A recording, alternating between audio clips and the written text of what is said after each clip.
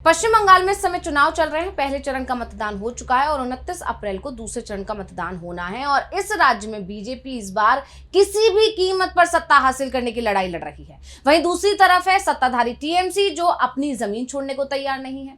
TMC का कहना है कि बीजेपी ने इस बार जिस तरह से संविधान निकायों का इस्तेमाल किया है, वो लोकतंत्र को कमजोर करने की बड़ी कोशिश है।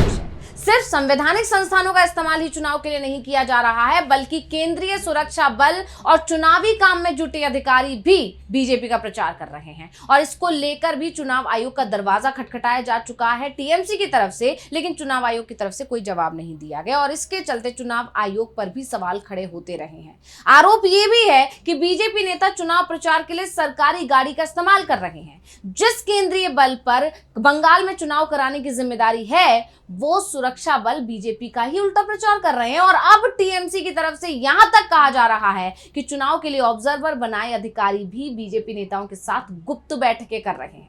ऐसे में सवाल ये उठ रहे हैं कि क्या चुनाव निष्पक्ष हो रहे हैं? क्या चुनाव आयोग पर जो आरोप लगते हैं कि वो बीजेपी को जिताने के लिए काम कर रहा है, वो आरोप बंगाल में सच साबित होते दिखाई दे रहे हैं? क्या टीएमसी को इस बार का चुनाव बीजेपी के साथ चुनाव आयोग के खिलाफ भी लड़ना पड़ रहा है? और भी कई बड़े सवाल इस चुनाव में खड़े हो रहे हैं, क्योंकि सवाल लोकतंत्र का है। ऐसे में सवाल यह भी उठ रहा है कि क्या चुनाव आयोग ने सभी दलों को केवल प्लेइंग फील्ड दिया है, या फिर वो पूरी तरह से बीजेपी को चुनाव जिताने वाली मशीनरी में तब्दील हो चुका है? और इसी पर आज हम अपनी स्पेशल रिपोर्ट में करने जा रहे हैं बात। नमस्कार, मैं हूं अंशिता।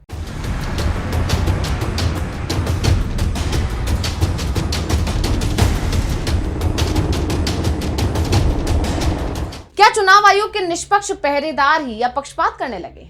पश्चिम बंगाल के डायमंड हार्बर से एक ऐसी खबर आई है जिसने चुनाव आयोग की साख को कटघरे में खड़ा कर दिया और ये सवाल पूछने पर मजबूर कर दिया है, क्योंकि विपक्ष के साथ साथ सत्ताधारी टीएमसी का भी आरोप है कि पुलिस ऑब्जर्वर परमार स्मिथ परसोत्तम दास ने मर्यादाओं को ताक पर रखकर भाजपा उम्मीदवार से गुप्त मुलाकात की है। टीएमसी ने इसे लोकतंत्र की हत्या करार देते हुए कलकत्ता हाईकोर्ट का दरवाजा खटखटाया है। यह मामला भारतीय लोकतंत्र की निष्पक्षता और चुनाव आयोग की कार्यप्रणाली पर एक गंभीर सवाल खड़ा करता है। अब इस गुप्त मुलाकात ने राजनीतिक गलियारों में तूफान ला दिया है। आपको याद होगा कि अभी कुछ दिनों पहले बीजेपी नेताओं की शिकायत पर डायमंड हार्बर के ही 5 पुलिस अधिकारियों पर चुनाव आयोग की तरफ से कार्रवाई की गई थी। उन्हें सस्पेंड कर दिया गया था। चुनाव आयोग की तरफ से यह भी कहा गया था कि ये लोग एक खास दल का प्रचार कर रहे थे। खास दल का मतलब टीएमसी से था। बीजेपी की शिकायत पर चुनाव आयोग ने तुरंत एक्शन ले लिया, लेकिन टीएमसी की शिकायत उसने रद्द की और टोकरी में डाल दी। तो टीएमसी का दावा है कि मगर हाट पश्चिम सीट से बीजेपी उम्मीदवार के साथ उनकी गुप्त मुलाकात हुई, यानी कि ऑब्जर्वर की, जो चुनावी निष्पक्षता पर अब सवाल खड़े करती है। तो इस पूरे मामले को लेकर तृणमूल कांग्रेस ने सीधे कलकत्ता हाईकोर्ट में याचिका दाखिल कर न्यायिक हस्तक्षेप की मांग की, यानी हाईकोर्ट का दरवाजा खटखटा दिया है।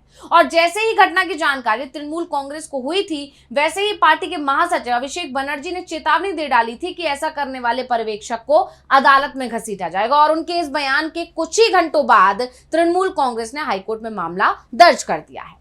तो तृणमूल ने यह भी आरोप लगाया है कि आईपीएस परमार स्मिथ परसोत्तम दास ने डायमंड हार्बर स्थित सागरिका टूरिस्ट लॉज में मगरा हट पश्चिम से भाजपा उम्मीदवार गौर घोष के साथ गुप्त बैठक की।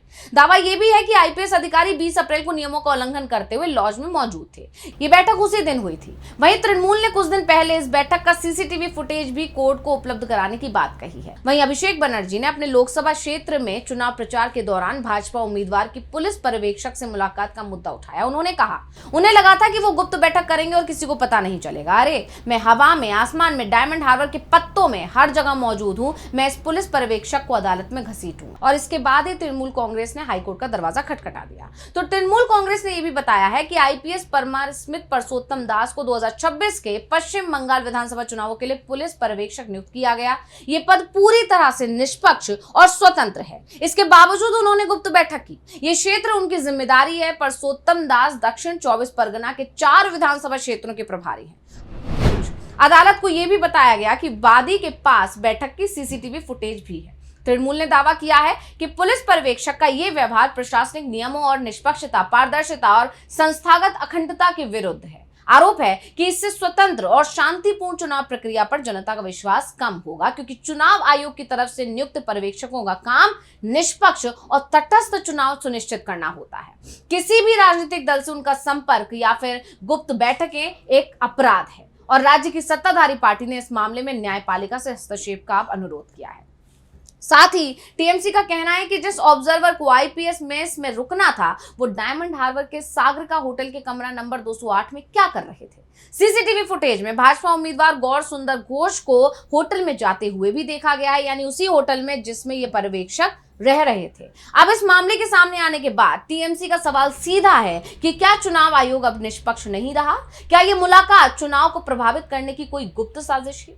हालांकि मामले को रफा दफा करने की कोशिश चुनाव आयोग की तरफ से की गई है और चुनाव आयोग का कहना है कि होटल एक आधिकारिक बैठक स्थल था, लेकिन सवाल यह है कि अगर सब कुछ आधिकारिक ही था तो इसकी जानकारी सार्वजनिक क्यों नहीं की गई, ये गुप्त तरीके से क्यों किया गया और क्यों सिर्फ एक ही पार्टी के उम्मीदवार के साथ ऐसी सीक्रेट मीटिंग की गई, टीएमसी के साथ या दूसरे दलों के साथ क्यों नहीं की।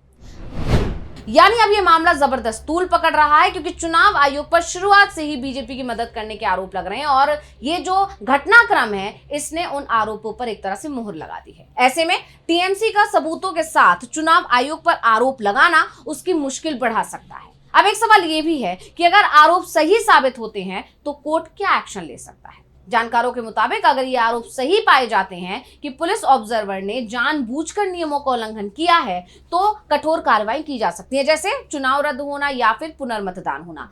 अगर अदालत या आयोग को लगता है कि उस गुप्त मुलाकात ने मतदान की प्रक्रिया या सुरक्षा योजना को इस हद तक प्रभावित किया है कि निष्पक्ष चुनाव संभव नहीं है, तो उस निर्वाचन क्षेत्र जैसे मगरहाट पश्चिम या डायमंड हार्बर में चुनाव को स्थगित किया जा सकता है और पुनर्मतदान के आदेश दिए जा सकते हैं। प्रभावित बूथों पर पुनर्मतदान के आदेश भी दिए जा सकते हैं। इसके अलावा अदालती हस्तक्षेप, मामला हाईकोर्ट पहुंच चुका है। आप जानते हैं कि उन्होंने हाईकोर्ट से मांग की है टीएमसी नेताओं ने। वहीं अदालत अपनी निगरानी में एक स्वतंत्र जांच समिति भी गठित कर सकती है और अगर अदालत को लगता है कि चुनाव आयोग ने मामले को दबाने की कोशिश की है तो वो आयोग को फटकार लगा सकती है और कड़े दिशा निर्देश भी जारी कर सकती है। इसी तरह ऑल इंडिया सर्विसेज रूल्स का उल्लंघन, एक आईपीएस अधिकारी होने के नाते वो all India services conduct rules 1968 से बंधे होते हैं। ऐसे में नियमों के अनुसार एक सिविल सेवक को राजनीतिक रूप से तटस्थ रहना जरूरी है और दोषी पाए जाने पर उनकी सर्विस बुक में ब्लैक मार्क लग सकता है, जिससे भविष्य में पदोन्नति और महत्वपूर्ण पोस्टिंग उनकी रुक सकती है और उन्हें सेवा से अनिवार्य सेवानिवृत्ति या बर्खास्तगी का भी सामना करना पड़ सकता है। तो अब सभी की नजरें कलकत्ता हाईकोर्ट पर टिकी हुई है, लेकिन इस घटना ने पूरे राज्य की सियासत को गरमा दिया है। तो स्पेशल रिपोर्ट आपको कैसी लगी हमें कमेंट करके अपनी राय जरूर दीजिएगा। इसी के साथ मुझे दीजिए इजाजत। देखते रहिए टीवी लाइव। नमस्कार।